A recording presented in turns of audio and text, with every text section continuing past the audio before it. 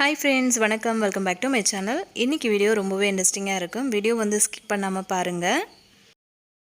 இப்போ நம்ம first step என்ன அப்படினு பார்த்தறலாம். இந்த மாதிரி அஞ்சரை பெட்டி நம்ம எல்லார் வீடுகளிலுமே வந்து வச்சிருப்போம். இத வந்து நம்ம கடுகு சீரகம் மட்டும் போடுறதுக்கு யூஸ் பண்ணாம வேற எந்த மாதிரியான விஷயத்துக்கு யூஸ் பண்ணிக்கலாம் அப்படிங்கறத தான் சொல்லியிருக்கேன்.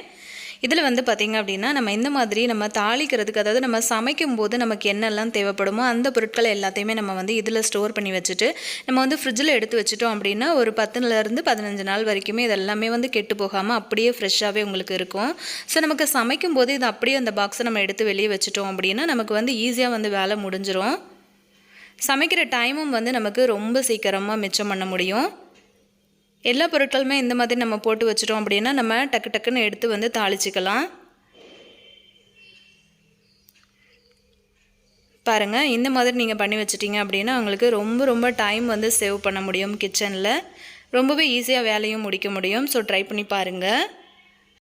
இப்போ நம்ம அடுத்த டிப் என்ன அப்படினு பார்க்கலாம். மைதா மாவு வச்சு ரொம்ப சூப்பரான ஒரு புட்டு அதாவது கொழா புட்டு அப்படினு சொல்லுவோம்ல அந்த புட்டு ரெசிபி எப்படி பண்றது அப்படிங்கறத ஷேர் பண்ணியிருக்கேன். மாவு வந்து எனக்கு தேவையான அளவுக்கு நான் வந்து இந்த மாதிரி ஒரு தவால சேர்த்து மாவை வந்து வறுக்க ஆரம்பிச்சிருக்கேன். ஒரு 10 நிமிஷம் மாவை வந்து வறுத்து கொடுத்தீங்க அப்படினாலே போதும். உங்களுக்கு வந்து மாவு நல்லா வறுக்க வந்துரும். பாருங்க இந்த மாதிரி வந்து கலர் சேஞ்ச் ஆகி வரணும். மாவு வந்து நல்லா வறுத்ததுக்கு அப்புறமா நல்லா அந்த மாதிரி ஒரு சல்லடை யூஸ் பண்ணி மாவை வந்து அந்த மாதிரி சலிச்சு விட்டுக்கோங்க. அதுக்கு அப்புறமா மாவுக்கு வந்து தேவையான அளவுக்கு நம்ம வந்து உப்பு சேர்த்துக்கலாம். உப்பு சேர்த்ததுக்கு அப்புறம் கொஞ்சமா தண்ணியை வந்து சூடு பண்ணி எடுத்துக்கோங்க. நல்ல வெதுவெதுப்பா இருக்கிற மாதிரி சுடு தண்ணி வந்து எடுத்துக்கோங்க. இப்போ கொஞ்சமா இந்த தண்ணியை தெளிச்சு நம்ம வந்து புட்டுக்கு எப்படி மாவு பிசைவோமோ அந்த மாதிரி வந்து பிசைஞ்சு எடுத்துக்கலாம். தண்ணி மட்டும் அதிகமாக சேர்த்துடக்கூடாது. கொஞ்சமா வந்து தண்ணியை தெளிச்சு நம்ம புட்டுக்கு எப்படி பிசைவோமோ அந்த மாதிரி பிசைஞ்சு எடுத்துக்கோங்க. நீங்கள் இது வந்து கோதுமை மாவுலையும் செய்யலாம். அப்படி இல்லைன்னா ராகி மாவு இந்த மாதிரி எந்த மாவு வேணாலும் யூஸ் பண்ணிக்கலாம். இப்போ பாருங்கள் மாவை வந்து இந்த மாதிரி கொழுக்கட்டை மாதிரி பிடிச்சிங்க அப்படின்னா நல்லா உங்களுக்கு பிடிக்க வரணும். அதுதான் கரெக்டான பதம். இப்போ பாருங்கள் மாவு வந்து ரெடி ஆகிடுச்சு. ஒரு சிலர் என்ன பண்ணுவாங்க தண்ணி வந்து கொஞ்சம் அதிகமாக விட்டு பிசைஞ்சிடுவாங்க. நம்ம பிசையும் போது கொஞ்சம் கட்டியாக ஃபார்ம் ஆகிடும். அதை சரி பண்ணுறதுக்காக இந்த மாதிரி வீட்டில் இருக்கிற டம்ளர் வந்து யூஸ் பண்ணிக்கோங்க. அப்படி இல்லைன்னா நம்ம முறுக்கு பிழிவோம் பார்த்தீங்களா ஆச்சு முன்னாடி வந்து இந்த மாதிரி கட்டிங் இருக்கணும். அந்த மாதிரி இருக்கிற டம்ளர் வந்து யூஸ் பண்ணிவிட்டு இந்த மாதிரி பண்ணிங்க அப்படின்னா உங்களோட புட்டு வந்து ரொம்ப சாஃப்டாக குட்டியாக உங்களுக்கு வந்து ரெடி ஆகிடும். பாருங்கள் உங்களுக்கு பார்க்கும்போது தெரியும் கரெக்டாக இதுதான் புட்டுக்கு நம்ம வந்து மாவு இப்படி தான் நம்ம வந்து பிசைஞ்சு எடுக்கணும். இப்போ பாருங்கள் மாவு ரெடியாக இருக்குது. இப்போ இது ஒரு ஓரமாக வச்சுட்டு நம்ம வந்து புட்டு ரெடி பண்ணுறதுக்காக பாத்திரத்தில் தண்ணி வச்சுக்கலாம். இப்போ நம்ம தண்ணி வச்சதுக்கப்புறம் தண்ணி கொதிக்க ஆரம்பிச்சிருக்கு. இப்போ நம்ம வந்து புட்டை உள்ளே சேர்த்துக்கலாம். இந்த மாதிரி வந்து குழல் வந்து எடுத்துக்கோங்க. இதில் வந்து அடியில் ஒரு லேயர் தேங்காய் போட்டுக்கோங்க. அதுக்கப்புறமா ஒரு லேயர் வந்து புட்டு சேர்த்துக்கலாம். இப்போ இதில் வந்து பார்த்திங்க அப்படின்னா 2 குழல் வந்து நம்மளால் செய்ய முடியும். உங்களுக்கு சின்னதாக உங்களுக்கு வேணும் அப்படின்னாலும் ஒரு 4லேருந்து 5 குழல் வரைக்குமே செஞ்சுக்கலாம். இப்போ பாருங்கள் அடுத்த லேயருக்கு வந்து புட்டு சேர்த்துட்டு கடைசியாக நான் வந்து மேலே கொஞ்சமாக வந்து தேங்காய் போட்டு வச்சிடுறேன். இப்போ இது வந்து கரெக்டாக உங்களுக்கு 10லேருந்து 15 நிமிஷம் வரைக்கும் நீங்கள் அப்படியே வந்து விட்டுருங்க. மாவு வந்து ஆல்ரெடி நம்ம வறுத்ததுனால சீக்கிரமாக உங்களுக்கு வந்து வெந்து வந்துடும். இந்த மைதா மாவு புட்டு வந்து பார்த்திங்கன்னா நல்ல கமன்னு வாசத்தோட ரொம்ப டேஸ்டியாக இருக்கும். சுட இந்த மாதிரி நீங்கள் காலையில் பிரேக்ஃபாஸ்ட்டுக்கும் செஞ்சுக்கலாம். நைட்டில் டின்னருக்கு கூட செஞ்சுக்கலாம். தேங்காய் வந்து உங்களுக்கு பிடிக்கும் அப்படின்னா இன்னும் கொஞ்சம் அதிகமான தேங்காய் சேர்த்துக்கலாம்.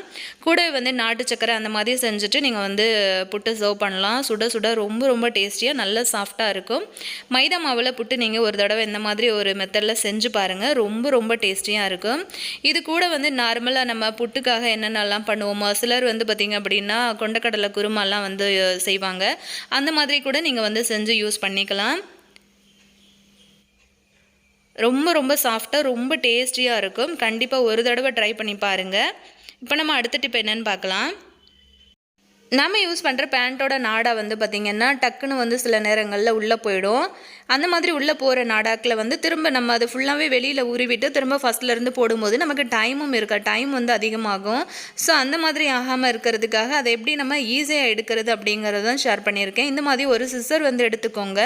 ரொம்ப பெருசான சிஸ்ஸர் எடுத்துடாதீங்க. நல்ல சின்னதாக இருக்கிற மாதிரி பார்த்து எடுத்துக்கோங்க. இப்போ அந்த சிஸ்ஸரோட அந்த முனைப்பகுதியை உள்ளே விட்டுக்கோங்க.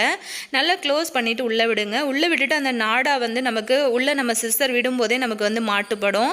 அந்த மாதிரி கிட்ட வந்ததுக்கப்புறமா நீங்கள் வந்து அந்த சிஸ்ஸரை ஓப்பன் பண்ணி டக்குன்னு அதை வந்து அப்படியே பிடிச்சிக்கோங்க. பிடிச்சிட்டு மெதுவாக பிடிச்சி நீங்கள் வெளியில் இழுத்தீங்க அப்படின்னா உங்களுக்கு வந்து ஈஸியாக அந்த நாடா வந்து வெளியில் வந்துடும். ஸோ இந்த மாதிரி வந்ததுக்கப்புறமா நார்மலாக நம்ம வந்து அதை கட்டி விட்டுக்கலாம். ஒரு முடிச்சு போட்டு வச்சிட்டிங்க அப்படின்னும் போது அந்த நாடா வந்து எப்போவுமே உள்ளே போகாமையே இருக்கும் உங்களுக்கு. ஸோ கண்டிப்பாக நாடா உள்ளே போயிடுச்சு அப்படின்னா இந்த மாதிரி வந்து சிஸ்ஸர் யூஸ் பண்ணி டக்குன்னு நம்ம வந்து வெளியில் எடுத்துக்கலாம். ஸோ டைமும் நமக்கு வந்து ரொம்பவே சேவ் பண்ண முடியும்.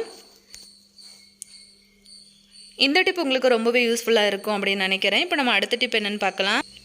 இந்த மாதிரி இடுக்கிகள் வந்து நம்ம வீடுகளில் யூஸ் பண்ணுவோம். இந்த பூரி அந்த மாதிரி வடைகள்லாம் எடுக்கிறதுக்காக யூஸ் பண்ணுவோம். இந்த இடுக்கியை வந்து பார்த்திங்க அப்படின்னா நம்ம வந்து இந்த பாத்திரம், அதாவது நம்ம அந்த கரண்டிகள் எல்லாம் மாட்டி வைக்கிற ஸ்டாண்டில் வந்து மாட்டி வைக்கும்போது இது வந்து அப்படியே இடத்த அடைச்சிக்கிட்டு இருக்கும். பக்கத்தில் இருக்கிற கரண்டிகள் எல்லாம் டிஸ்டர்ப் பண்ணிகிட்டு இருக்கும்.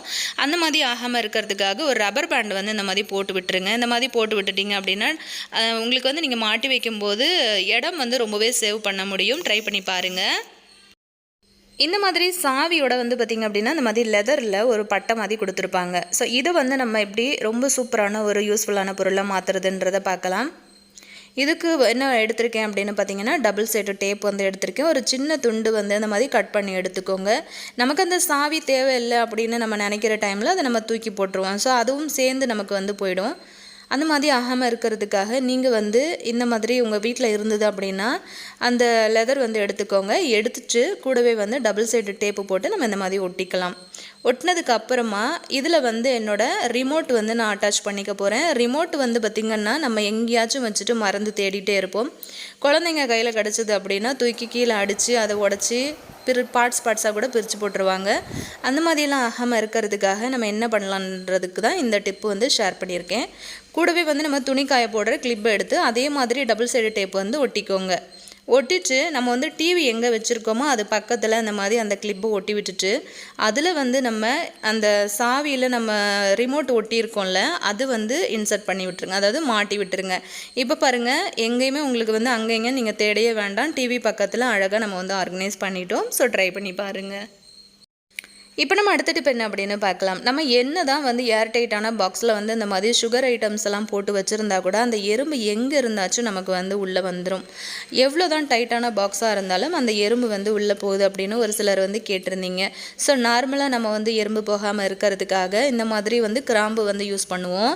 சரி, நீங்கள் வந்து கிராம்பு வந்து சுகரில் போட்டுட்டு இந்த மாதிரி ஒரு பேப்பர் எடுத்துக்கோங்க. எடுத்துகிட்டு இந்த மாதிரி அந்த பேப்பரை அந்த மூடிக்கு மேலே வச்சுட்டு அந்த மூடியை போட்டு க்ளோஸ் பண்ணிவிடுங்க. இப்போ க்ளோஸ் பண்ணினதுக்கப்புறமா சிஸ்ஸர் வச்சு அந்த மூடியோட சைஸுக்கு ஏற்ற மாதிரி நம்ம இந்த மாதிரி கட் பண்ணி கொடுத்துடலாம். இந்த மாதிரி நீங்கள் பண்ணுறதுனால பாக்ஸ் வந்து நல்ல டைட் ஆகிடும். இந்த மாதிரி பண்ணிட்டீங்க அப்படின்னா ஒன்ஸ் வந்து உங்களுக்கு எறும்பு உள்ளே போகிறதுக்கு வாய்ப்பே இல்லை. ஸோ பார்க்கும்போதே உங்களுக்கு தெரியும். ஸோ கண்டிப்பாக ட்ரை பண்ணி பாருங்கள். இப்போ நம்ம அடுத்த டிப் என்னென்னு பார்க்கலாம். பொதுவாகவே பார்த்திங்கன்னா அரிசிகளில் வந்து இருக்கிற இனிப்புத்தன்மைக்காக சீக்கிரத்தில் வண்டு பூச்சி அந்த புழுலாம் வந்து வர ஆரம்பிக்கும். அதுலேயும் பச்சரிசியில் வந்து சொல்லவே வேண்டாம், சீக்கிரம் வந்து வர ஆரம்பிச்சிடும். அதெல்லாம் அவாய்ட் பண்ணுறதுக்காக நான் என்ன யூஸ் பண்ணுறேன் அப்படின்னு பார்த்திங்கன்னா வசம்பு தான் யூஸ் பண்ணுறேன். வசம்போட அந்த வாசத்துக்கு வந்து பார்த்திங்கன்னா வண்டு பூச்சி புழு எதுவுமே வந்து வராது. இந்த மாதிரி நீங்கள் வந்து ஒன்ஸ் ட்ரை பண்ணி பாருங்கள், உங்களுக்கு நல்ல ரிசல்ட் கிடைக்கும். இப்போ நம்ம அடுத்த டிப் என்னன்னு பார்க்கலாம். நம்ம வீட்டில் வந்து யூஸ் பண்ணுற இந்த மாதிரி தையல் ஊசியெல்லாம் வந்து யூஸ் பண்ணுவோம்ல, இதை வந்து நம்ம அவசரத்துக்கு கிடைக்கவே கிடைக்காது. நம்ம தேடினாலும் நமக்கு வந்து கிடைக்காது. தேடாத டைமில் வந்து பார்த்திங்கன்னா 4-5 ஊசி வந்து ஒன்றா சேர்ந்து கூட கிடைக்கும். ஸோ அதுக்காக நான் என்ன பண்ணுறேன் அப்படின்னு பார்த்திங்கன்னா இந்த மாதிரி உள்ள அந்த மை தீர்ந்து போன பென் இருக்குது பார்த்திங்களா, அது வந்து எடுத்துக்கோங்க. அது உள்ளே இருக்கிறத எடுத்து வெளியில் போட்டுருங்க. அது நமக்கு வந்து தேவைப்படாது. ஸோ இப்போ பாருங்கள், நம்ம எடுத்து வச்சுருக்கிற ஊசியை உள்ளே போட்டு இந்த மாதிரி க்ளோஸ் பண்ணிக்கலாம். இப்படி நீங்கள் செஞ்சு வைக்கிறதுனால டக்குன்னு நம்ம அவசரத்துக்கு ஈஸியாக வந்து எடுத்துக்க முடியும். நமக்கு வந்து ஊசியும் வந்து மிஸ் ஆகாது. தேவைப்படும் போது இந்த பின்பக்கத்தில் இருக்கிற குட்டி மூடியை கலட்டிட்டு நம்ம எடுத்து யூஸ் பண்ணிக்கலாம். ட்ரை பண்ணி பாருங்கள்.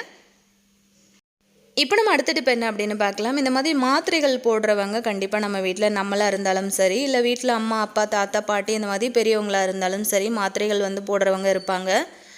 அந்த மாதிரி வந்து மாத்திரைகள் வந்து போடும்போது சில நேரங்களில் அந்த மாத்திரை வந்து டேட் முடிஞ்சு போச்சுன்னா கூட நமக்கு வந்து அதை நம்ம கவனிக்க மாட்டோம்.